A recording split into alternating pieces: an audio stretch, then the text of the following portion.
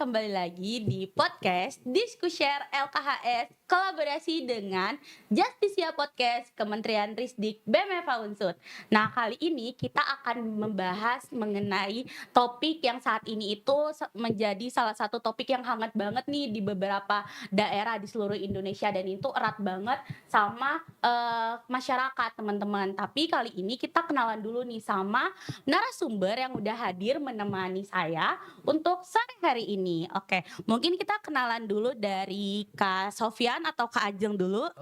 Mungkin dari mbaknya dulu. Oke, dari aku dulu. Dari hostnya dulu. Oke, dari hostnya dulu kali ya. Oke. Halo kawan podcaster. Aku Putri Sakina Maharani, biasa dipanggil Saki. Aku angkatan 2023, Fakultas Hukum Unsut. Nah, kali ini aku akan menjadi host di podcast episode kali ini. Nah, kita kenalan dulu nih sama narasumber yang udah hadir mengisi podcast di sore hari ini. Kebetulan ini hari Jumat, pasti habis kelas nih ya kakak-kakak. Betul. Ini masih terbawa ya matkul-matkul yang ada di kelas, tapi kita podcast dulu, kita kasih ilmu sedikit nih buat kawan-kawan Jaspotter yang ada di rumah.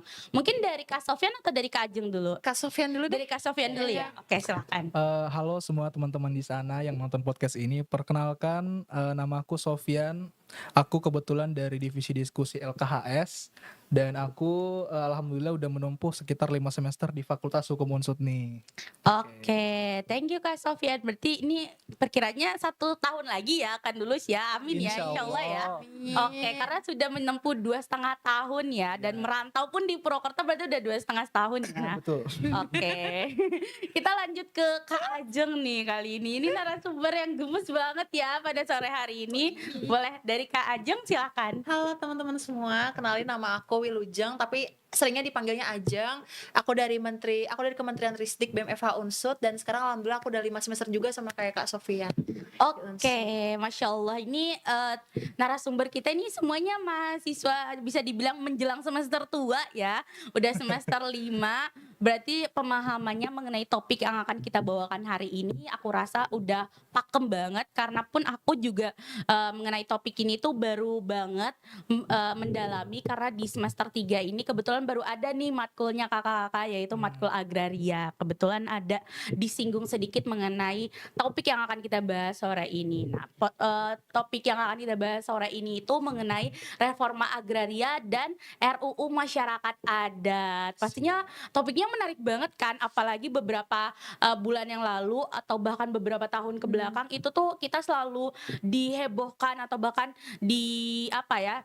diberitakan dengan beberapa polemik yang terjadi pada masyarakat adat yang selama ini selalu termarginalkan di negara kita sendiri. Mungkin sebelum kita merambah lebih jauh nih mengenai topik yang akan kita bahas sore ini, aku mau tahu dulu nih kira-kira pemahaman dari Kak Sofyan, baik itu Kak Ajeng juga, mengenai masyarakat adat itu seperti apa sih, agar teman-teman yang ada atau kawan-kawan Jaspotter yang ada di rumah nih bisa tahu juga nih, barangkali ada yang belum tahu mengenai masyarakat adat itu sendiri. Mungkin kita mulai dari Kak Ajeng dulu kali ya. Boleh. Oke, boleh. Kalau menurut aku ya, sebenarnya aku di sini mencoba meninjau bagaimana pengertian masyarakat adat secara normatif ataupun secara empiris. Ya. Kalau misal secara normatif, aku sih baca ya di rancangan undang-undang pertanahan yang berkaitan juga dengan yang nanti mau kita bahas nih soal reforma agraria.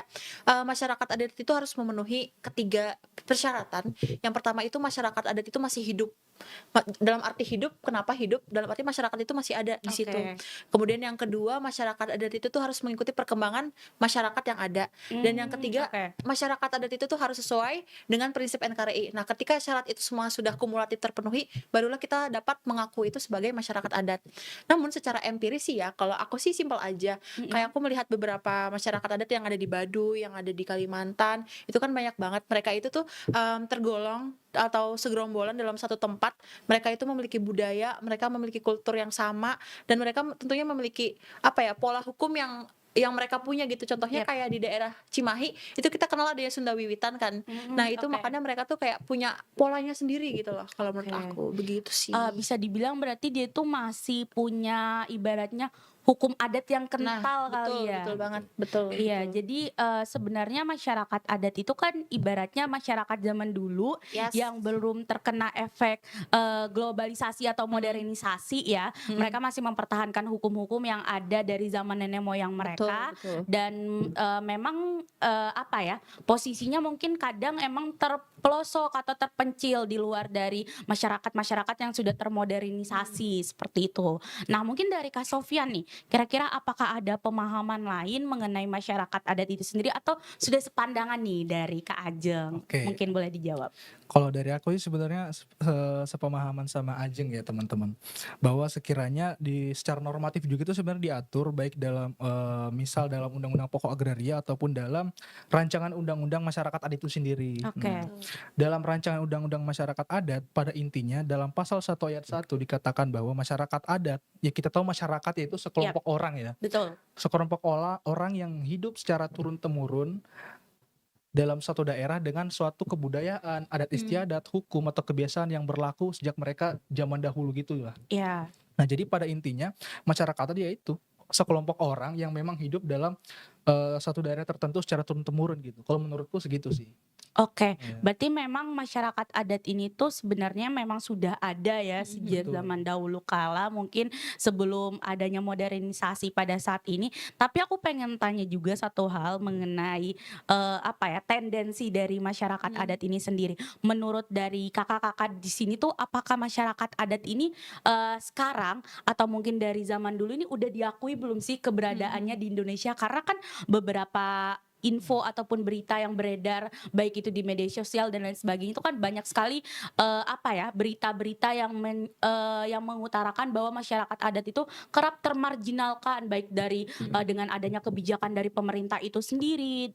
Mereka itu tergusur, termarginalkan dari wilayah-wilayah mereka sehingga seringkali mereka itu hak-haknya dirampas oleh kebijakan-kebijakan yang ada. Nah, dari kakak-kakak sendiri tuh kira-kira sebenarnya keberadaan mereka itu diakui nggak sih sama pemerintah atau mereka ini dilindungi nggak sih sebenarnya keberadaannya? Mungkin boleh dijelaskan. Oke, Dari Kak Sofyan dulu Oke. deh. Oke. dari aku dulu ya. Iya.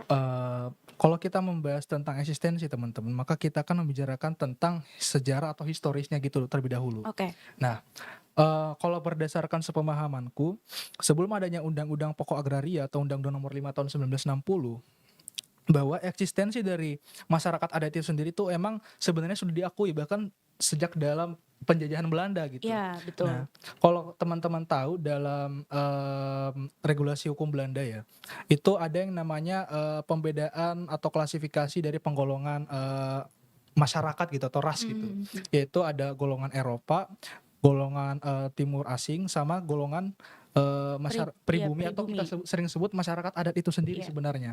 Nah, sebenarnya dari secara historis dari zaman dahulu itu udah diakui. Cuman melihat kondisi sampai sekarang ini dengan banyaknya regulasi ataupun aturan-aturan yang ada di kelompok pemerintahan, bahwa sekiranya aku melihat masyarakat itu ada sebenarnya ada, cuman eksistensinya itu belum terlalu tervalidasi gitu oleh Iya. pemerintah.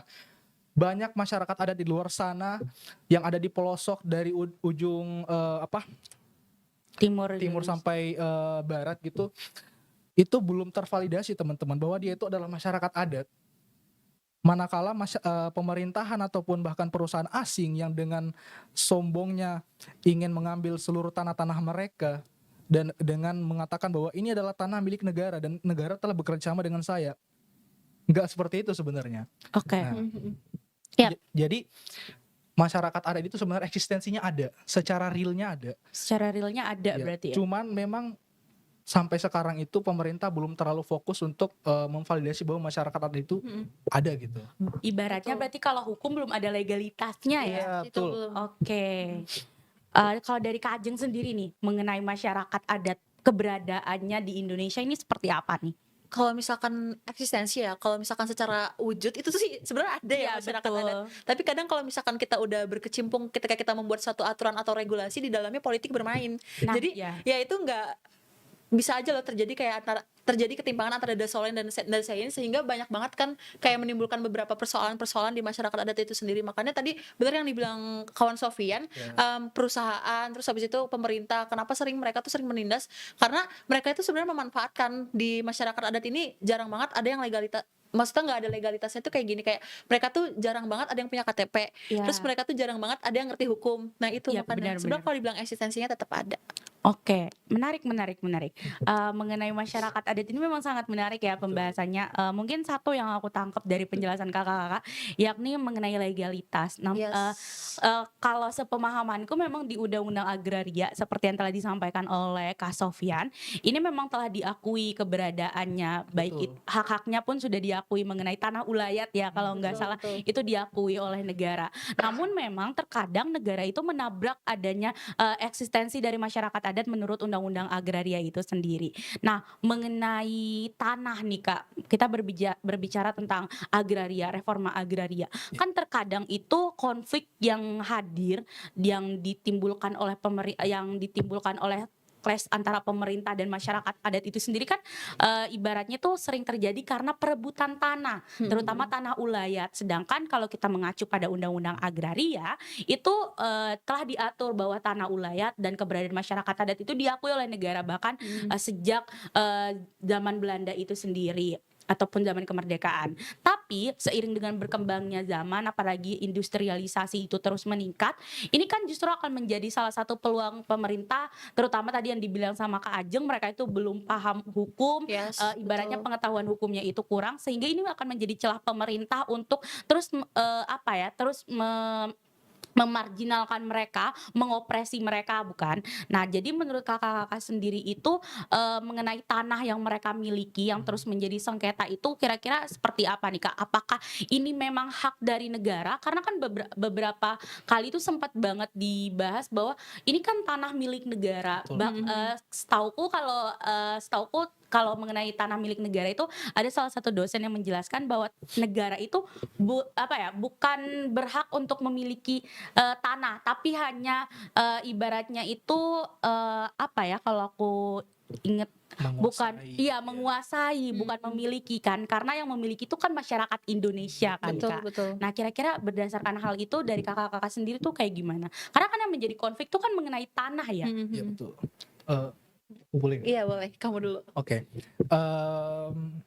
Tadi sempat di-mention bahwa negara itu ya Betul, berhak untuk menguasai. Nah, sebenarnya memiliki. memiliki ya. Iya, Nah, sebenarnya diksi itu agak keliru ya, teman-teman. betul. Bahwa sekiranya di dalam pasal 33 ayat 3 Undang-Undang Dasar tahun 1945 amandemen keempat, di situ dijelaskan bahwa bumi, air, tanah ataupun ruang angkasa ataupun sumber daya alam yang ada, kekayaan alam yang ada di bawahnya itu dikuasai oleh negara yang digunakan untuk sepenuh-penuhnya untuk mensejahterakan masyarakat. Betul. Ingat, mensejahterakan masyarakat, di mana negara itu sebenarnya nggak boleh mengklaim secara sepihak ini adalah milik saya, itu nggak boleh sebenarnya, teman-teman.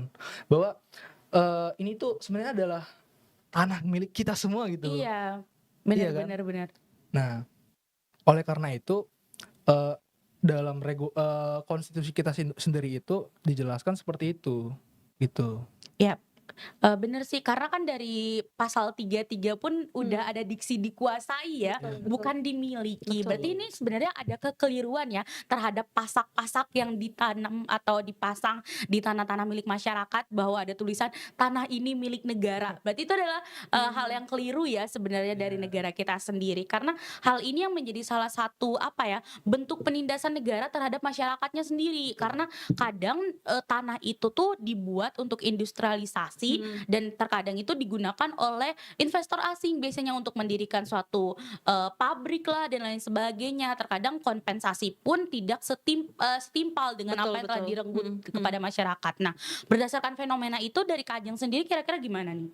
Kalau misalkan tanah ya bener sih apa yang tadi dibilang sama Kak Sofyan juga, negara itu tuh mungkin apa ya, kadang tuh emang aturannya tuh begini, tapi implementasinya tuh begini. Iya, Kadang tuh benar. suka beda gitu sih, kayak apa yang dicanangkan. Harusnya kalau misalkan untuk terkait dengan hal itu kan, kalau misalkan kita emang pengen menguasai tanah ya, misal aku sebagai negara gitu loh, kayak aku tuh harus memperhatikan parameter-parameter yang ada di masyarakat adat itu juga. Iya, Apakah itu akan membuat mereka sengsara kah atau bagaimana, itu kayaknya sih harus harus benar-benar dipikirin sih. Aku sepakat sama yang dibilang Sofyan tadi, yang Sofyan mengulas hal tadi. Iya, karena, setahuku juga masyarakat adat ini kan sepakat yang dibilang Mhm, sama Kak Ajeng, afirmasi mengenai ketidaktahuan hukum, sehingga terkadang mereka ini memang memiliki tanah, tapi terkadang secara administratif, baik itu yes. sertifikat, Ya, itu kan mereka nggak memiliki ya. Dan betul. terkadang negara dalam hal ini itu tidak, apa ya, tidak mengayomi atau bahkan merangkul dari masyarakat itu sendiri untuk memiliki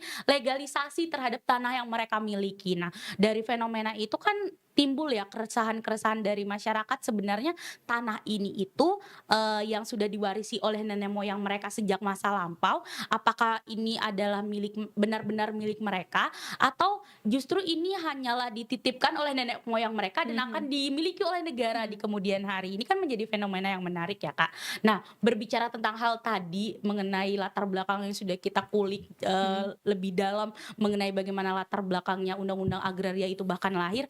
Nah, aku mau nanya, apakah ini, segala bentuk fenomena yang sudah kita bahas sebelumnya ini menjadi salah satu, apa ya, salah satu bentuk, lahirnya RUU masyarakat adat itu sekarang di Indonesia? Karena kan kalau nggak salah itu tengah digodok ya oleh mhm. Betul. DPR, bagaimana nantinya, masyarakat adat itu tetap diperhatikan oleh negara ke depannya. Nah, kira-kira dari Kak Ajeng ataupun Mhm, Kak Sofyan sendiri terkait RUU masyarakat adat ini seperti apa? Apakah ini akan menjadi salah satu bentuk hal yang baik untuk mhm. masyarakat adat itu sendiri atau gimana, Kak?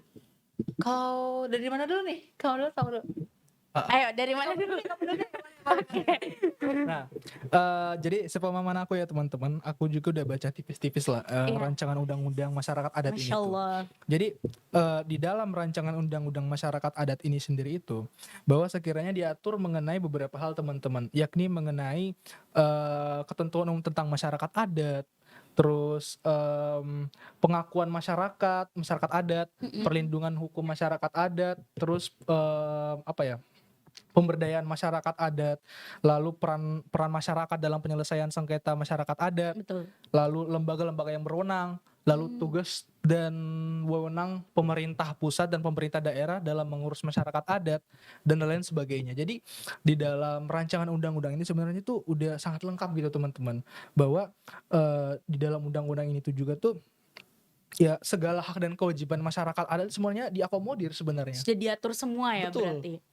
Bahkan tugas dan wewenang pemerintah sendiri itu ada diatur dalam sini bahwa dia bisa mengurus dan mengatur, validasi terkait, mmm, apa, pengakuan masyarakat adat dan dia dapat memberikan perlindungan hukum bagi masyarakat adat, bisa melakukan pemberdayaan atau pelestarian masyarakat adat, kayak gitu sih.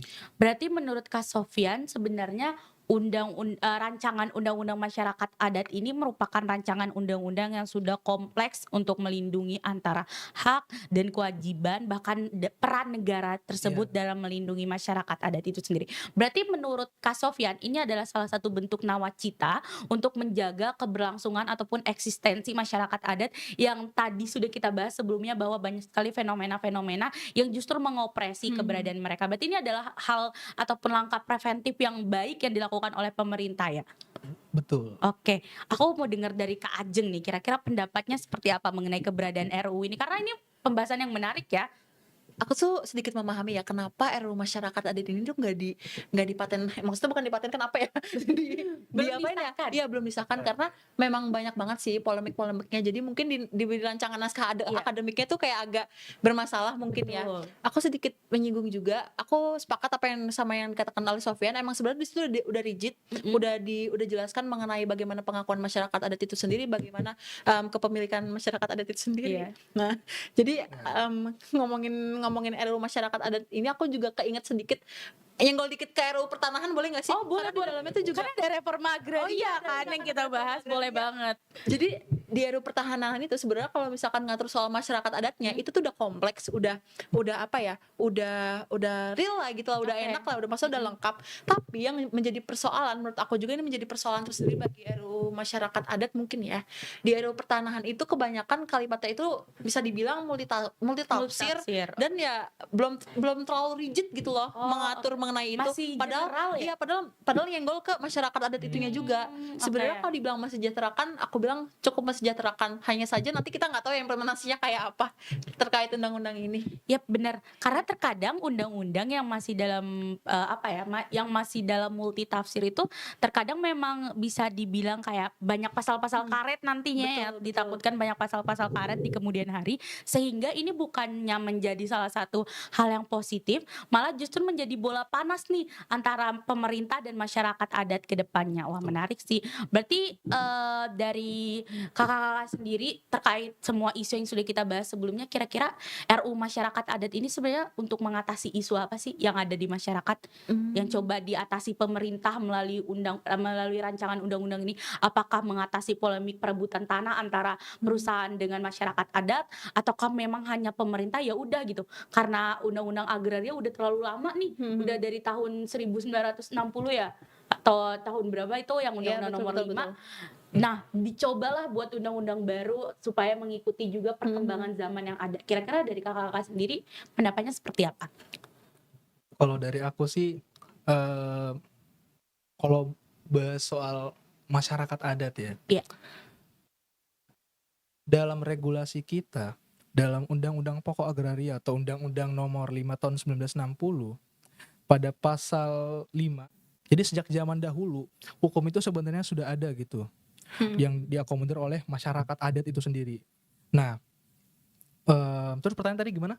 Apa nih yang coba diatasi dengan lahirnya RUU ini? Apakah Mhm. perebutan Oke. tanah dari Mhm. pemerintah dengan perusahaan atau gimana? Nah, kalau dari aku sendiri, tadi kan aku menjelaskan ya bahwa sekiranya terdapat 3 pokok pembahasan dalam rancangan Iya. undang-undang, masyarakat adat, yaitu yang pertama berkaitan dengan pengakuan masyarakat adat atau masyarakat tradisional, kedua perlindungan hukum terhadap masyarakat adat, kemudian yang ketiga yaitu pemberdayaan masyarakat adat. Jadi 3 pokok pembahasan ini teman-teman, menjadi apa ya, kayak isu sangat penting gitu yang dibahas Mhm. gitu.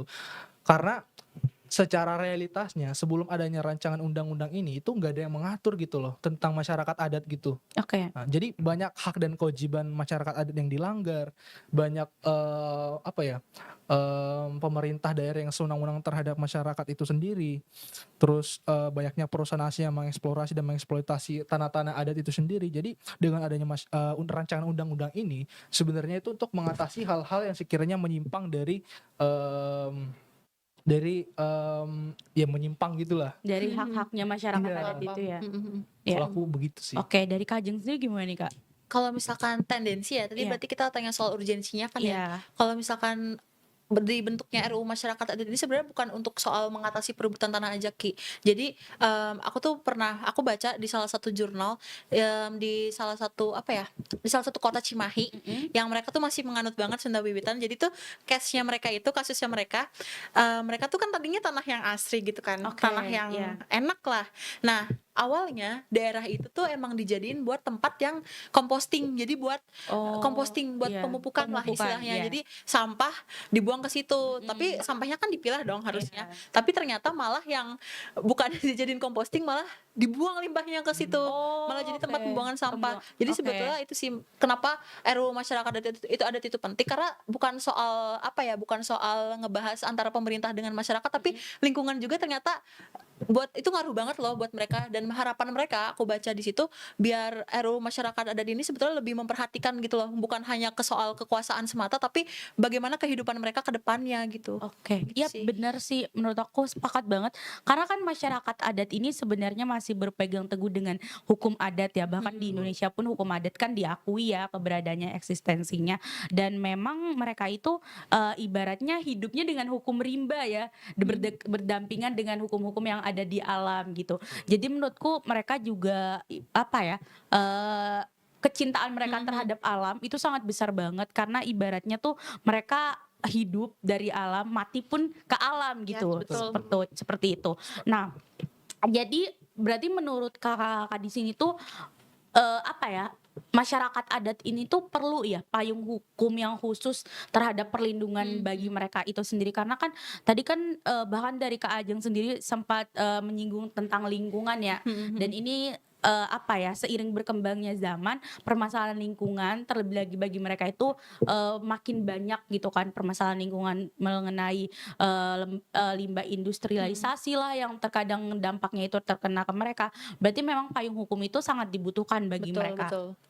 Oke, nah berarti kira-kira dari Kakak-Kakak sendiri ini tuh, lahirnya RUU Masyarakat Adat di Indonesia ini tuh menjadi payung hukum yang, apa ya, yang ibaratnya harapannya ini bisa melindungi hak-hak mereka seperti yang sudah disampaikan oleh, Kak Sofyan tadi mengenai 3 bahasan penting yang disampaikan dalam undang-undang itu sendiri.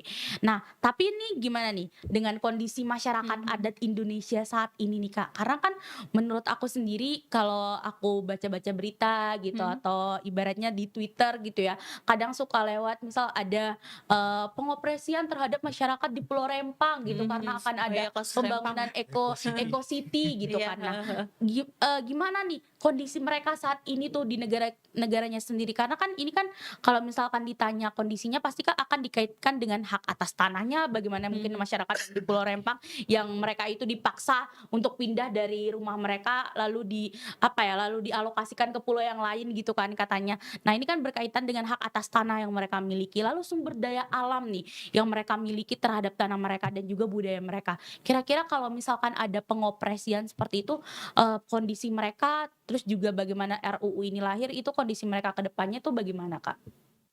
Dari mana dulu? Ayo, Ya, apa aku dulu nih? boleh aku boleh. Boleh ngejelasin beberapa contoh kasus?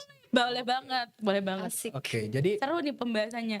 sekiranya teman-teman bisa mendengarkan di luar sana bahwa, ada beberapa macam kasus yang berkaitan dengan, sengketa agraria teman-teman, terutama yang menyangkut dengan masyarakat adat. Di sini aku menemukan setidaknya 5 kasus, ya. Jadi yang pertama itu genosida kebudayaan masyarakat adat yang Wow, ada di iya, Kalimantan. Nah, kita tahulah bahwa pada, beberapa bulan yang lalu ibu kota negara kita pindah ke itu pindah ke Kalimantan, Kalimantan. Nah, betul. jadi teman-teman, aku menemukan, artikel bahwa terdapat, kasus yaitu pengusiran warga desa Bumi Harapan, Kecamatan Sepaku, Kabupaten Penajam, Pasar Utara, Kalimantan Timur gitu. Diusir gitu ya, Kak? Diusir. Jadi Ya begini teman-teman, Allah. mmm, di Kalimantan, Kalimantan Timur sana, itu Mhm, kan sangat strategis terutama dalam membentuk, sebuah ibu kota negara ya, iya. Mhm. gitu. Nah, di sana itu terdapat sebenarnya banyak suku gitu dan masyarakat adat asli di sana gitu yang udah tinggal Betul betul. lama secara Kalimantan kan turun-temurun. pulau terbesar juga ya, jadi Bener. pasti banyak banget masyarakat suku asli di sana.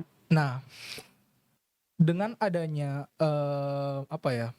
kepentingan dari pemerintah pusat sendiri itu sendiri, mereka melakukan pengusiran dan penggusuran kepada masyarakat adat di sana, terutama yang ada di Kalimantan Timur ini. Seperti dalam yang aku tadi ngomong bahwa dalam, warga desa Bumi Harapan gitu, Iya, salah satu contohnya.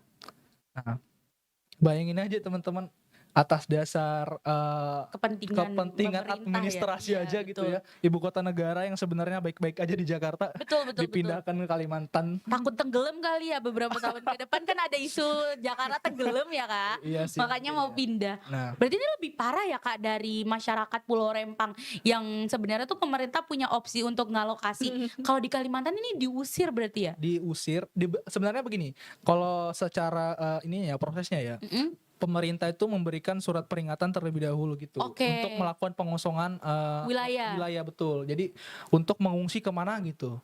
Nah, yang jadi problem adalah Mmm, mereka tuh menjanjikan bahwa mereka akan diberikan tanah atau rumah untuk di tempat tinggali secara sementara ataupun secara tetap gitu. tempat alokasi berarti Iya, ya? tapi secara implementasi itu Tidak ada? nggak ada menurutku. Berarti di-PHP ini ya sama pemerintah, Masya Allah pemerintah Indonesia. Sorry ya, gue bisa bilang bahwa, pemerintah itu hanya ngomong belaka tapi nggak ada aksinya gitu. Parah banget nih, PHP ini tukang PHP emang. Itu baru satu. Baru satu. Kasus kedua Oh, Masya Allah. ada di, ini nih, kasus amparan lahan yang terjadi di, Nageko, Pulau Flores, Nusa Tenggara Timur. NTT nih. NTT. Iya, Timur ini itu. Tetangga pulau aku. tetangga dia loh. Gila. Aku dari NTB kok. Tetangga dia kok. Iya, ampun. Anjir pemerintah parah temenan ya. Parah banget sampai ke NTT loh. Iya. Padahal gak ada pembangunan IKN di NTT. Bukan Kena, IKN kok ini. kena. Ini beda, Tapi konteksnya beda. Tapi Apa dibangunnya? nah, jadi dalam kasus ini tuh amparan lahan itu tuh mereka mengambil alih secara paksa daerah-daerah di sana untuk dibangun bendungan gitu. Itu yang tanah ulayat ya? Iya, Oh iya iya. Oh, Iya, iya. dibangun bendungan. bendungan. Buat bendungan. Awalnya tuh ya pemerintah ngomongnya ya ini demi kepentingan masyarakat di sini, Iya, untuk sawah-sawah pengairan ya. pengairan Iya, dan iya, juga iya. air-air bersih Irigasi gitu. ya. Namun pada akhirnya masyarakat tidak setuju, protes dan terjadinya pemrotesan dari masyarakat itu sendiri, namun tidak diakomodir oleh pemerintah gitu. Oh, berarti ibaratnya tuh dibungkam gitu aja ya. Protesnya nggak Iya. didengar ya. Oh, lebih parah lagi sih. Bukannya kita ini negara demokrasi gitu. Iya bener, suara rakyat itu adalah suara yang harus didengar ya. Iya. Aspirasi masyarakat tuh penting banget. Tapi berbicara tentang bendungan tadi ya Kak, menarik. Ini kan kalau misal ini kan sebenarnya alibi pemerintah itu adalah bentuk salah satu salah satu kebutuhan masyarakat. Tapi kan ibaratnya masyarakat yang ada di NTT itu nggak meminta nih Betul. dengan pemerintah. Terkadang memang pemerintah kita inisiatifnya tinggi banget ya, sampai mengopresi masyarakat seperti itu. Tolong ya pemerintah. Tolong. Jangan kayak gitu lagi. Kasihan orang di sana. Iya, kasihan orang NTT udah susah mereka, dibuat susah lagi. Nah, terus lanjut ya teman-teman, kasus Lanjut. ketiga nih. Yaitu konflik tanah agraria di Pulau Rempang ini nih. Yang Eco City tadi. Oh yang Betul. rempang-rempang itu. Di Iya, Batam. iya. Benar di Batam. Nah, jadi di Batam sana atau di Kepulauan Riau itu tuh kalau nggak salah ceritanya pemerintah daerah di sana dengan perusahaan yang dikuasai sebagian oleh negara dan sebagian oleh Iya, swasta itu tuh bekerja sama untuk mengambil alih secara paksa tanah-tanah adat yang ada di sana gitu. Udah ada beberapa tanah adat tuh setauku yang udah diambil. Nah, Iya. terus sekarang mau ada pelebaran tentang industrialisasi yaitu Rempang Eco City itu tadi. Makanya tanah Rempang tuh diambil alih. Tapi masyarakat dari Pulau Rempang itu menolak tegas. Tapi emang ada dari beberapa masyarakat Pulau Rempang itu emang setuju tuh untuk dialokasi. Tapi dari pemerintah sendiri harusnya kalau memang tidak sepenuhnya setuju untuk dialokasi, harusnya bisa lebih ibaratnya stand-nya ke masyarakat gitu Iya. kan. Jadi lama-lama akhirnya terjadi bentrok kepentingan antara Betul. masyarakat adat asli di sana dengan APH oleh pemerintah daerah dan juga perusahaan swasta tadi gitu loh. Iya, iya, iya. Nah, gila sih. Itu tapi menarik sih tentang data-data yang udah dikasih sama Kak Sofyan ya. Teman-teman, kawan-kawan just spotter yang ada di rumah atau dimanapun kalian berada, kita semua itu nggak boleh menutup mata karena memang permasalahan atau konflik agraria ini tuh udah ibaratnya tuh bagaikan jamur di musim penghujan gitu. Selalu ada dan ini tuh justru akan berakibat buruk terhadap masyarakat itu sendiri, stabilitas mereka, terus juga bagaimana kehidupan mereka ke depannya. Sedangkan kita tahu Indonesia itu negara multikultural. Betul. Adat ataupun suku ini adalah salah satu bentuk kekayaan yang dimiliki oleh bangsa Indonesia yang seharusnya disyukuri dan dijaga gitu loh. Sedangkan kalau misalkan mereka terus teropresi dan termarginal begitu saja, mereka justru akan hilang begitu saja dan balik lagi kita itu udah nggak ada ciri khas dengan keberagaman suku bangsa. Betul, seperti betul itu. banget. Mungkin dari Kak Ajeng bakalan ada nambahin apa nih? Siapa tahu ada data baru ya yang buat kita tercengang juga. Wah, ternyata banyak ya gitu. Sebenarnya mau mengakomodir ya tadi kan bagaimana kondisi masyarakat adat saat Iya, ini. betul. Kalau misalkan dihadapi dengan kondisi yang kita tahu saat ini, jawabannya satu, cukup memprihatinkan sih. Iya, Bahkan miris bukan cukup banget lagi, ya. itu malahan kayak miris banget gak sih? Iya, benar. Sebenarnya kalau terkait contoh kasus ya, contoh kasus itu aku baca di daerah Kalimantan yang suku Benua, tahu nggak? Yang hutan adat, Oh iya. yang hutan adatnya itu dirampas. Terus habis itu di Kalimantan kan kita juga tahu ya banyak banget Banyak usaha banget. tambang. Iya, betul. Banyak kan betul. ya? Setauku ya di Kalimantan, aku belum pernah ke Kalimantan jadi. Iya. Padahal kan Kalimantan tuh paru-paru dunia ya, padahal. Betul. Ya gitulah. Pokoknya banyak banget sumber daya alam yang seharusnya bisa kita peroleh di sana. Iya. Atau mungkin bagi masyarakat adat itu sangat berguna gitu loh hutan adat di situ. Tapi tiba-tiba ketika ibarat tuh sebagai suatu hak lah. Ketika kita bicara hak, berarti hak itu melekat pada diri kita. Dan ketika sesuatu yang melekat itu diambil, otomatis ya kita rasanya juga gimana, kita ikut turut merasakan lah seperti itu. Oke, berarti seperti yang aku dapat conclusion-nya itu sebenarnya apa yang selama ini terjadi Mhm. di sekeliling kita, di apa ya, ibaratnya yang mengenai dampak dari masyarakat adat itu sendiri yang selama ini terkena dampak akan kebijakan-kebijakan yang lahir dari pemerintah itu sendiri, sebenarnya mereka ini pemerintah tuh menabrak eksistensi keberadaan dari pasal 33 sebenarnya. Pasal 33 Undang-Undang Dasar di mana orientasi walaupun orientasi apa ya pemerintah saat ini mungkin mengakomodir adanya investor asing, mengakomodir adanya industrialisasi dan ibaratnya itu kemajuan teknologi dan lain sebagainya. Namun memang harus ada parameter-parameter yang tadi setelah disampaikan oleh Kak Ajeng, Mhm. parameter-parameter masyarakat adat yang sebenarnya harus juga dilindungi oleh pemerintah Betul, betul. karena memang yang tadi disampaikan oleh Kak Sofyan mengenai pasal 33 ini tuh semua hal yang ada di bumi pertiwi Indonesia ini harus digunakan untuk sebesar-besarnya kemakmuran masyarakat Indonesia, Betul. bukannya kita malah mengopresi masyarakat kita seperti itu. Jangan sampai Indonesia ini makin terpecah belah, tau-taunya Iya, kayak Timor bener-bener. Leste banyak yang Bener. keluar tuh dari NKRI ya kan. AFK. Iya AFK, jadi kita makin sedikit gitu, nggak banyak lagi. Oke, nah kita kan tadi udah membahas juga tentang masyarakat adat itu seperti apa dan lain sebagainya. Nah, tapi nih Kak, aku pengen nanya nih, dalam hal pengakuan wilayah, kita kan udah bahas tadi kan tentang pengopresian yang dilakukan oleh pemerintah terhadap tanah-tanah ulayat yang dimiliki oleh mereka. Nah, dalam hal pengakuan wilayah adat atau tanah ulayat itu, bagaimana sih mekanisme pengakuan tanah adat diatur dalam rancangan undang-undang ini? Mungkin boleh dikomparasi dengan undang-undang pokok agraria dengan RUU yang sekarang nih. Bagaimana sih cara mengklaim untuk tanah yang mereka miliki itu adalah tanah milik kita gitu. Karena kan sekarang itu kan harus secara administratif ya. Kamu kalau nggak punya sertifikat, berarti itu tanah milik negara gitu. Kan biasanya kan sekarang tuh kayak gitu. Nah dari kakak sendiri tuh kira-kira melalui mekanisme apa nih untuk mengakui wilayah adat milik masyarakat adat itu sendiri? Apakah ini itu mereka harus mengajukan dulu ke pemerintah pusat atau pemerintah daerah untuk diklaim atas wilayah mereka atau kayak gimana nih Kak? Atau ada proses verifikasi, pengesahan oleh pemerintah atau kayak gimana untuk melegalisasi nih wilayah adat mereka? Dari Kak Ajeng sendiri atau dari Kak Ajeng dulu ya? Oke, Dari siapa dulu nih? dari Kak Ajeng boleh. Ajeng boleh. Aku kayak mencoba Agak mekanisme Santai ya. aja ya. aku kayak mencoba menjawab secara empiris aja kali ya. Betul. Nggak apa-apa, Sebetulnya kalau aku baca di lagi-lagi nih sebenarnya kalau ada yang hal yang menyinggung soal masyarakat adat, aku tuh nemu banyak banget undang-undang yang menyinggung itu.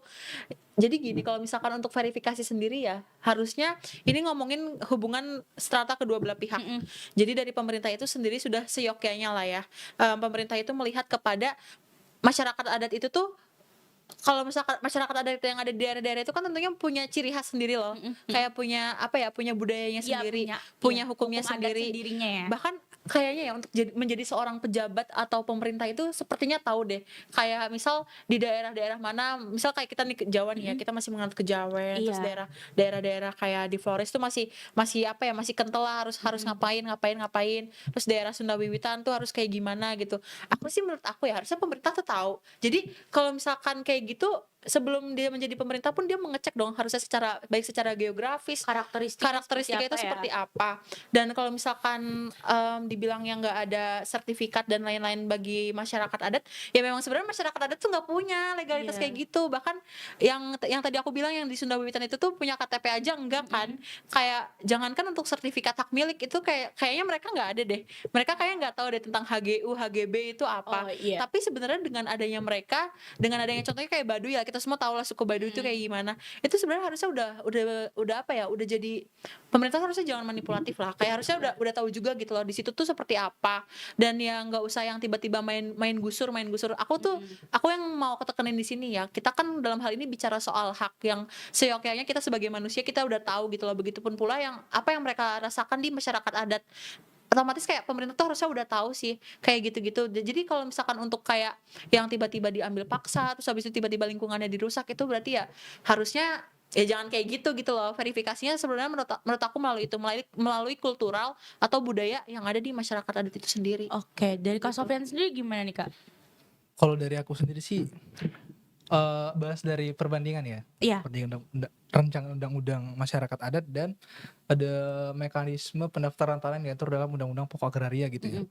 Nah, yang aku baca sebentar tadi ya, bahwa sekiranya dalam rancangan undang-undang masyarakat adat itu sebenarnya nggak diatur tentang pendaftaran tanah. Tapi adanya itu yang berkaitan dengan pengakuan masyarakat adat beserta Hmm. wilayah-wilayah atau tanah-tanah Oke. wilayah milik mereka gitu. Mm-mm. Jadi kalau di UUPA itu memang ada pembahasannya sendiri, tapi kalau di RUU masyarakat adat itu digabung gitu loh. Hmm. Nah, jadi kalau menurut Undang-Undang Pokok Agraria bahwa pendaftaran tanah itu diatur dalam pasal 19 gitu. Nah, di mana pendaftaran tanah itu bertujuan untuk menjamin kepastian hukum bagi pemilik hak atas tanah atau hak kepemilikan atas tanah gitu. Yap. Nah, dengan berdasarkan kepada yang pertama pengukuran perpetaan dan pembukuan tanah, kedua pendaftaran hak-hak atas tanah dan peralihan hak-hak tersebut, yang ketiga pemberian surat-surat tanda bukti hak yang berlaku sebagai alat pembuktian yang kuat gitu. Nah, itu sebenarnya mekanismenya sendiri itu aku agak lupa ya, tapi yang jelasnya itu ada permohonan dulu kalau nggak salah Oke, itu. berarti ada pengajuan dulu ya Iya, dari masyarakat adatnya sendiri. bener. Oke, oke, menarik. Tapi aku pengen nanya juga nih Kak, bagaimana sih RUU ini sepemahamannya Kak Ajeng dan Kak Sofyan mengenai menjamin hak masyarakat adat itu atas tanah mereka sendiri, sumber daya mereka sendiri, lalu kelestarian budaya mereka sendiri. Karena kan tadi kata Kak Sofyan sebenarnya RUU masyarakat adat ini sudah kompleks nih mengakomodir hak-hak dan kewajiban dari masyarakat adat itu sendiri. Tapi apakah selama ini itu apakah dengan pandangan Kakak terhadap RUU ini sudah dapat menjamin hak masyarakat adat itu sendiri atas 3 poin yang udah aku bilang tadi? Dari Gak apa-apa, santai. Kita konsepnya santai, chill. dinginan ya? Dingin banget ini. Saya Iya. dingin menang. Kita udah kayak di ini ya, udah kayak musim Dikutuk. salju ya. Gua tuh merasa gua sedang berada. Monggo Ajeng. Sofyan dulu dong. Apa tadi pertanyaan? Pertanyaan Aku aja yang jawab nih. gimana? Oke. Jadi sebenarnya nih ya, Ya. RUU ini tuh udah menjamin gak sih hak masyarakat adat itu sendiri baik mengenai tanah mereka, itu yang pertama. Terus sumber daya alam nih yang mereka miliki karena kan mereka kan hidupnya di hutan ya. Hidupnya ibaratnya tuh masih di lingkungan yang lestari kan, pasti sumber daya alamnya tuh masih banyak banget. Nah, betul, Terus betul. juga terkait sama kelestarian budaya mereka nih karena kan mereka kan hidupnya yang seperti yang kita sebutkan di awal, kita sepakati di awal bahwa mereka ini kan orang-orang yang belum terkena dampak modernisasi nih. Jadi kan masih kental banget nih budayanya. Kira-kira mengenai 3 hal tersebut, apakah RUU ini tuh sudah menjamin hak-hak mereka atau gimana nih Kak? Oke, aku dulu boleh. Iya boleh. Boleh banget. Oke, Boleh semuanya aja. jadi di dalam rancangan undang-undang masyarakat adat ini sendiri itu seperti yang aku tadi bilang Saki ya. Ya benar. Bahwa ada 3 pokok pembahasan teman-teman. Yaitu yang pertama tentang Pemberdayaan. pemberdayaan masyarakat adat, perlindungan masyarakat adat, dan pengakuan masyarakat adat itu sendiri. Pengakuan berkaitan dengan eksistensi teman-teman. Jadi eksistensi yang ada dalam masyarakat adat itu sendiri baik tentang masyarakatnya sendiri ataupun tanah-tanah mereka ataupun lain-lain sebagainya itu diatur dalam rancangan undang-undang ini gitu. Perlindungan itu diberikan oleh pemerintah pusat dan pemerintah daerah, dalam hal ini itu negara gitu konteksnya. Jadi untuk melindungi hak-hak dari penyalahgunaan kekuasaan atau wewenang dan sebagainya gitu. Kemudian yang terakhir pemberdayaan. Jadi negara juga itu dalam rancangan undang-undang ini tuh ingin melakukan pemberdayaan atau pelestarian terhadap masyarakat adat itu sendiri, baik dalam hal kebudayaan ataupun adat istiadat dan sebagainya yang dianggap sebagai bagian dari negara. Nah, kalau pertanyaanmu berkaitan dengan apakah Dapat menjamin. RUU ini dapat menjamin hak dan kewajiban Iya. masyarakat adat, itu sebenarnya dijamin ya teman-teman. Kalau kalian bisa baca dalam bab 4 rancangan undang-undang ini tuh diatur tentang hak dan kewajiban masyarakat adat gitu. Nah, Oke. jadi hak dan kewajibannya itu udah diatur, baik yang berkaitan dengan hak atas sumber daya alam, hak kepemilikan atas tanah gitu yang merupakan tanah asli atau hak ulayat dari Iya, mereka dari mereka sendiri, sendiri. uh, ataupun yang lain sebagainya lah gitu. Berarti itu kalau bisa kita bilang sebenarnya dalam rancangan undang-undang ini udah dijamin ya. Benar-benar. Oke, tapi aku mau nanya juga nih, apakah nantinya dengan RUU ini itu lahir, ini tuh dapat melindungi masyarakat adat itu dari yang pertama pengeksploitasian dan perampasan tanah. Karena kan tadi kita bahas mengenai perampasan tanah yang dilakukan oleh pemerintah kan, dan juga pengeksploitasian sumber daya alam. Khususnya nih Kak, khususnya bagi perusahaan pertambangan ataupun perusahaan-perusahaan industri perusahaan pertambangan ataupun perusahaan perkebunan nih yang nantinya akan mungkin ada investor asing yang mau membuka lahan pertambangan atau perkebunan di Indonesia itu kan pasti membutuhkan lahan kan sehingga ini akan berkaitan dengan keberadaan tanah-tanah milik mereka. Nah, apakah dengan RUU ini tuh hak atas tanah tersebut itu dapat dilindungi oleh negara terhadap adanya eksistensi dari investor asing itu sendiri? Karena kan kita tidak menutup kemungkinan ya Indonesia itu selalu membuka peluang terhadap investor asing yang selalu masuk ke Indonesia. Mungkin dari Kak Ajeng sendiri gimana? Sebenarnya kalau misalkan dibilang tadi terjamin atau enggaknya ya, Iya, terjamin atau bisa enggaknya dilindungi seberapa jauh? harusnya terjamin ya ketika suatu peraturan hukum itu sudah dibuat, harusnya bisa dilaksanakan dan ditaati, dan hukum itu kan mengandung sanksi. Betul. Toh nanti kalau misalkan emang ada salah satu pihak yang melanggar, ini baik pemerintah ataupun masyarakat hukum adat itu sendiri ya. Kalau misalkan sama-sama ada yang melanggar ya kena sanksi juga. Kalau misalkan dibilang terjamin sih harusnya terjamin kalau ada hukumnya, tapi kita nggak tahu nih penerapannya kayak apa. Sebenarnya kalau bikin aturan mah gampang ya, cuman Iya, implementasinya yang susah. implementasinya mah ya kayak Benar-benar. gitu. Berarti ini tuh tantangan terbesar dalam pengimplementasian rancangan undang-undang ini tuh ketika udah disahkan jadi undang-undang tuh berarti terkait tadi ya apa ya konsistensi pemerintah untuk iya. menjaga marwah dari undang-undang yang telah dibuat. Berarti itu ya tantangan terbesarnya. Oke. Betul sekali. Selanjutnya nih Kak, kira-kira tadi kan aku sempat mention kalau Kak Sofyan itu berbicara mengenai 3 pokok yang dibahas dalam RUU Masyarakat Adat ini. Pertama mengenai pengakuan dan pemberdayaan ya. Apakah dengan 2 hal tersebut itu dapat menjamin nih atau juga apakah dalam RUU ini tuh mengatur mengenai partisipasi masyarakat adat itu dalam pengambilan keputusan terkait dengan wilayah adat yang mereka miliki? Karena kan berdasarkan apa ya? Menurutku juga keberadaan mereka dalam pengambilan keputusan oleh pemerintah itu juga perlu banget nih karena kan nanti yang merasakan impact-nya itu kan mereka sendiri ya. Jadi segala bentuk keputusan ataupun kebijakan yang dilahirkan oleh pemerintah pastinya butuh juga suara atau aspirasi dari mereka. Nah, kira-kira dalam RUU ini tuh apakah diakomodir mengenai hal tersebut atau kayak gimana nih Kak Sofyan? Oke. Dalam rancangan undang-undang masyarakat adat ini itu juga diatur. Diatur ya? Ya, jadi peran masyarakat adat ataupun masyarakat tradisional, terutama dalam hal apa tadi? Pengambilan keputusan Pengambilan keputusan. terkait wilayah mereka. Oke, itu diatur teman-teman. Diatur dalam bab 11 dalam pasal 45, ya pasal 45 gitu. Dalam rancangan undang-undang masyarakat adat itu sendiri. Nah, di mana ya pada intinya masyarakat adat itu berperan gitu loh. Iya, emang harus sih. Oke. Karena Berarti tetap ada ya perannya, tetap harus diikut sertakan gitu. Benar-benar. Terkait adanya rancangan undang-undang ini kira-kira dari Kak Ajeng sendiri nih, apakah ada kendala hukum ataupun sosial yang dapat menghambat nih implementasinya? Karena kan tadi kita udah sepakat nih, Oke. implementasinya nih akan sulit nih kalau misalkan gak ada konsistensi Iya. dari pemerintah itu sendiri. Kadang kalau bicara soal hambatan ya gini, kita lihat dulu dari 2 sisi. Jadi Oke. di sini ada pemerintah, di sini ada masyarakat adat. Kadang kalau kita tahu ya masyarakat adat itu kan sebenarnya susah ya untuk dikasih Betul. tahu. Bukan diskriminasi loh ya, Iya. cuma kan Pemahaman dan pengetahuan. pemahamannya itu kan susah ya. Iya, benar. Mungkin diimplementasinya itu tuh agak berat. Gimana cara kita tuh ngasih taunya sih ke mereka, itu yang menjadi hambatan. Nah, makanya kita tuh suka mengenal adanya kalau masyarakat adat itu kan suka kasusnya tuh lebih ke tanah adat kan. Iya, benar-benar. Kepemilikan tanah. Makanya kita tuh kadang juga suka menyinggung soal reforma agraria.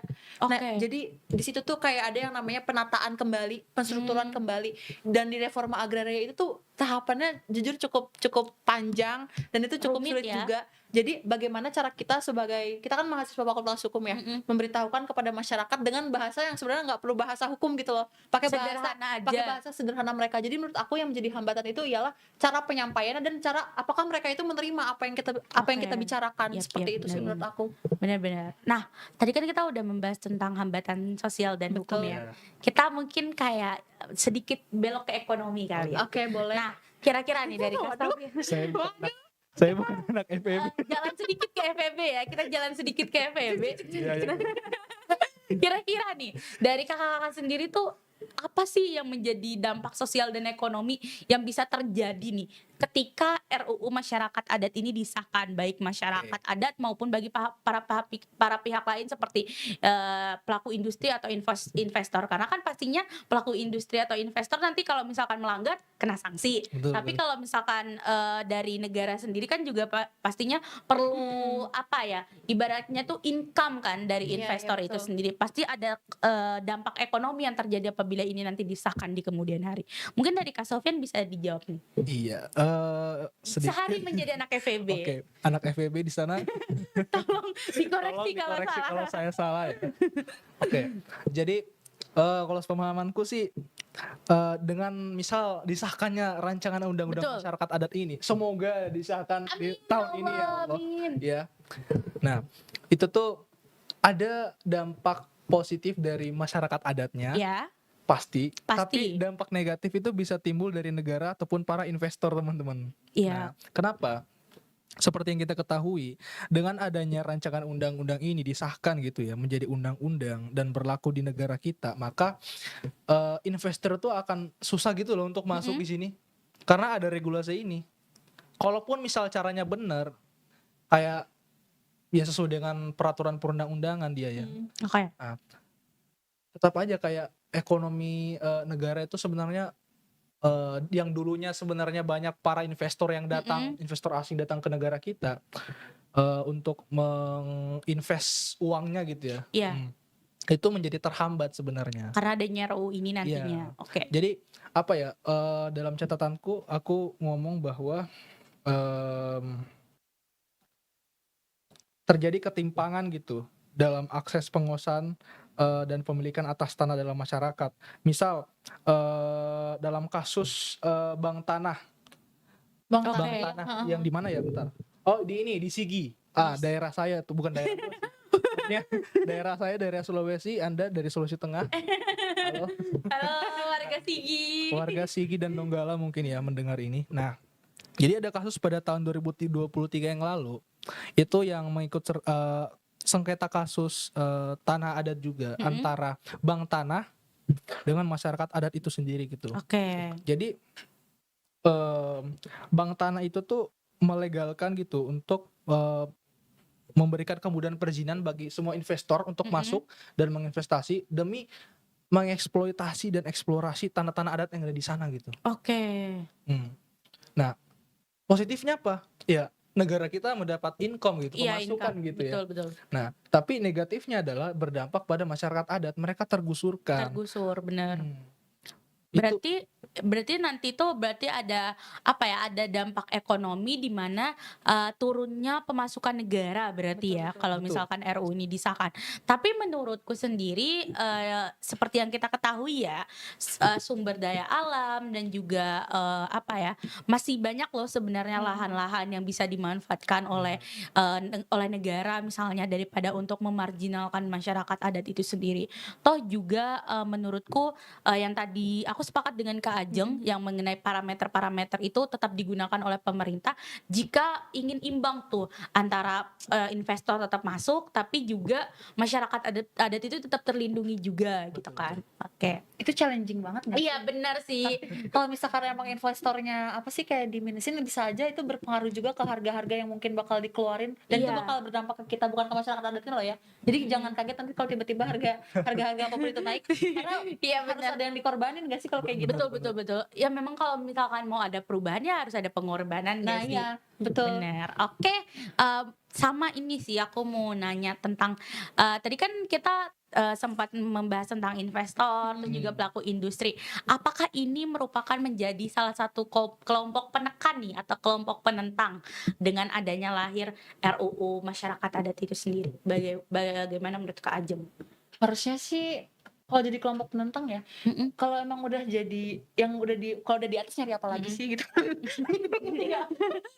Gimana Kalau udah di posisinya di atas kayak nyari apa lagi sih, maksudnya penentang, maksudnya ya udah gitu loh, kalau emang udah ngejalanin apa yang dijalanin, Iya, udah iya. udah ada usaha, aku yakin kalau investor kayak gitu kan pasti apa ya, anggaran mereka tuh lebih banyak Iya, lah ada kalau lebih di-compare gede lah ya. kalau di-compare sama Mm-mm. masyarakat adat sendiri itu tuh di sama masyarakat adat sendiri, pasti kan kayak apa ya, kayak udah bumi langit lah, udah kayak berbanding terbalik banget. Mereka tuh masyarakat adat tuh mereka cuma kayak pengen hidup aja loh, kayak Iya. cuman pengen Menikmati melanjutkan hidup ya. pengen melanjutkan hidup mereka, pengen apa ya, pengen sejahtera lah Iya. istilahnya lah ya. Karena tuh juga maksudnya mereka itu hidup dengan cara hukum adat, hidup Betul. dengan sederhana gitu kan, tanpa perlu apa ya adanya hilir pikuknya dunia perkotaan lah ya ibaratnya Betul. seperti itu. Oke. Tapi aku mau nanya juga nih, apakah RUU ini tuh nanti akan dianggap adil bagi semua kelompok masyarakat adat di Indonesia atau ada kelompok lain yang merasa terpinggirkan? Karena kan kita tadi udah berbicara tentang oh ini undang-undang kompleks kok, undang-undang ini udah mengakomodir semuanya. Tapi dari sudut pandang Kak Sofyan ataupun Kak Ajeng, apakah ini itu salah satu bentuk produk undang-undang yang dikeluarkan oleh pemerintah yang belum dikeluarkan oleh pemerintah saat ini tuh adalah produk undang-undang yang diharapkan adil atau tidak? Bicara Atau adil ada ya. kelompok merasa terpinggirkan nih gitu? Adil. Oke. Oke, sedikit menjelaskan ya. Oke. Oke. Sebenarnya ini pertanyaannya agak filosofis yuridis. Betul. Oke, boleh dijelaskan. Liar-liar kita. Kita bertanya tentang keadilan ya. Iya benar. Karena kan kalau misalkan kita mengeluarkan satu kebijakan, ini adil nggak sih gitu? Oke. Kalau kalian baca bukunya Prof Ali ya, yang berjudul Menguak Tabir Hukum, di situ dijelaskan bahwa tujuan hukum ada itu atau adanya hukum itu sebenarnya ada 3, teman-teman. Itu yang pertama keadilan, kedua kemanfaatan, dan yang ketiga kepastian hukum. Oke.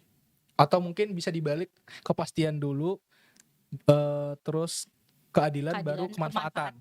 Terakhir bisa kemanfaatan. Nah, kemanfaatan itu lebih condong kepada dampak atau yang dirasakan dari masyarakat itu sendiri. Jadi secara sosial gitu ya. Iya, secara sosial.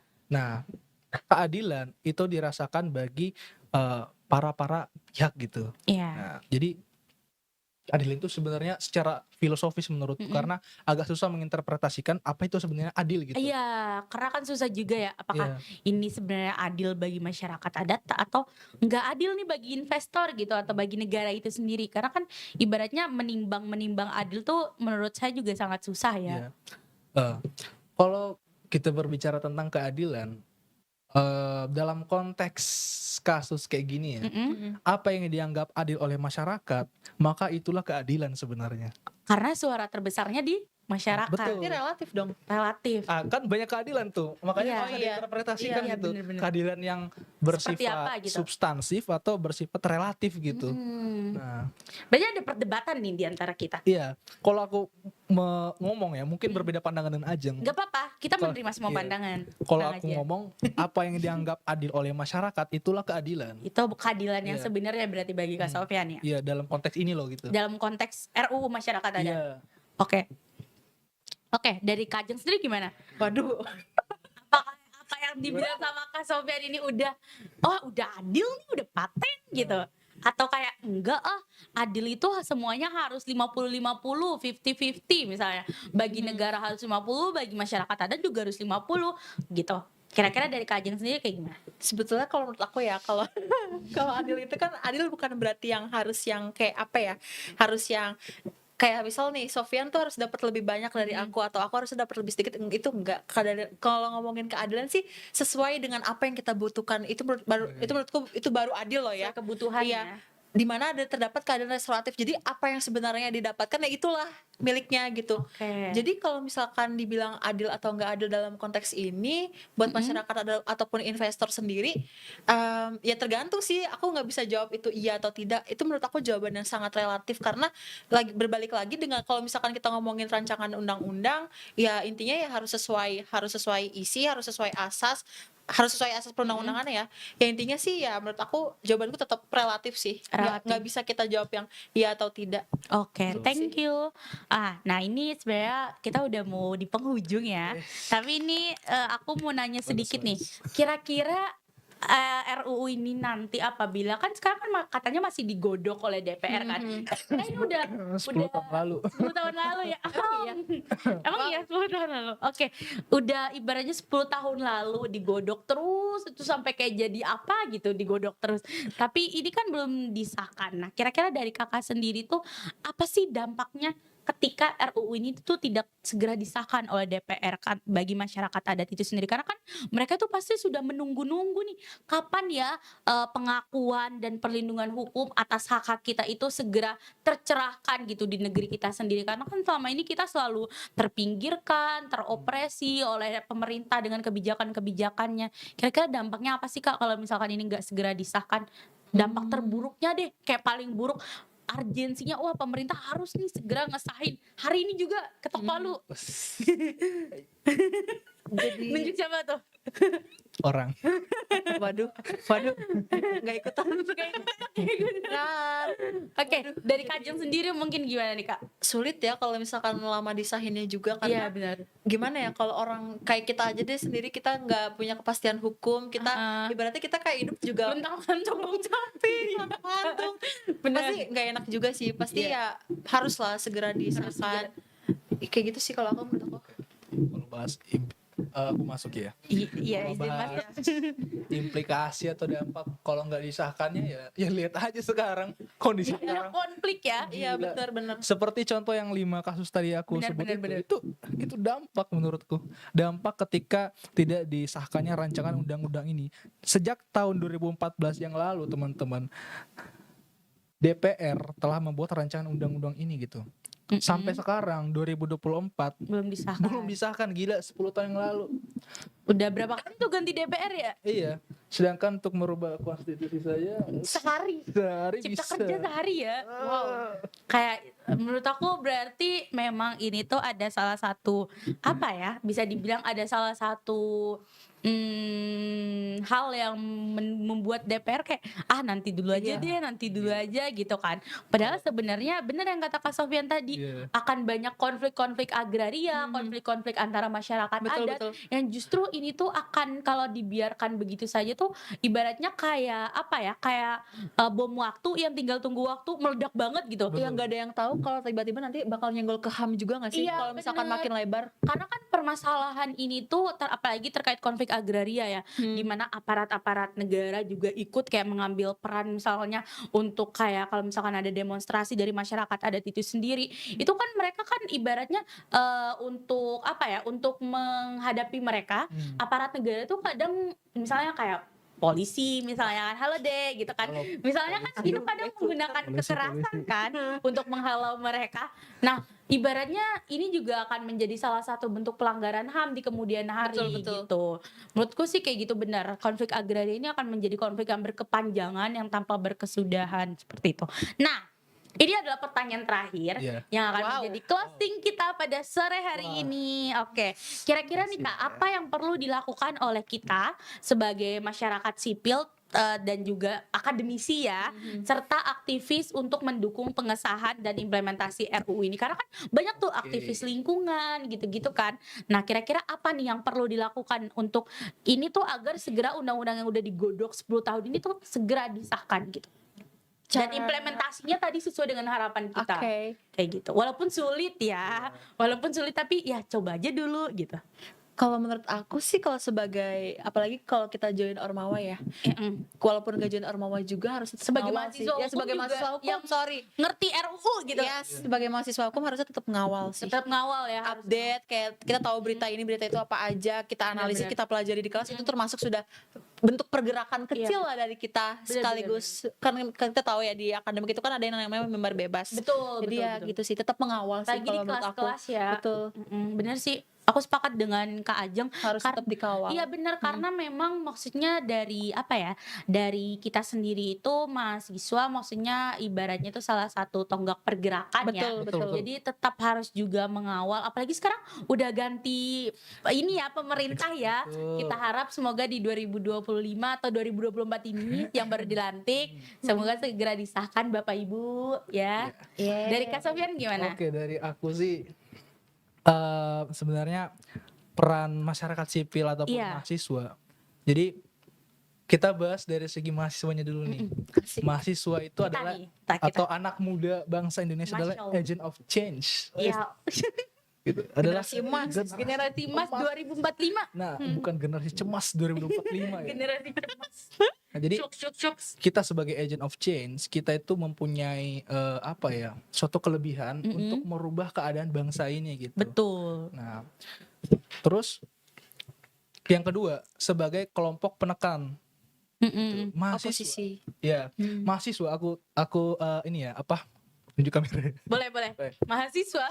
Saya tekankan bahwa mahasiswa adalah oposisi abadi pemerintah. Weh. Tidak mungkin meskipun pemerintah itu membentuk koalisi yang segede-gede mungkin kayak Tetap ada kelompok ya penekan ya. tetap ada kelompok penekan. Gunanya apa? Gunanya ya biar Penyeimbang. Checks and balance Ya, biar balance. benar. Betul, biar balance. kalau nggak ada ini maka kita akan manut-manut terus kepada pemerintah. Kita akan menunggu apa yang datang dari pemerintah gitu.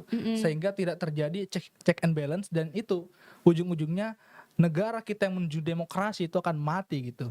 Betul. Kalau kata salah satu dosenku nih ilmu dalam salah satu dosen sistem politikku katanya demokrasi itu hanyalah mimpi, Oke. hanyalah angan-angan gitu, Yeah. utopis gitu. Nah, ya menarik sih sebenarnya pembahasannya. Oke. Gitu.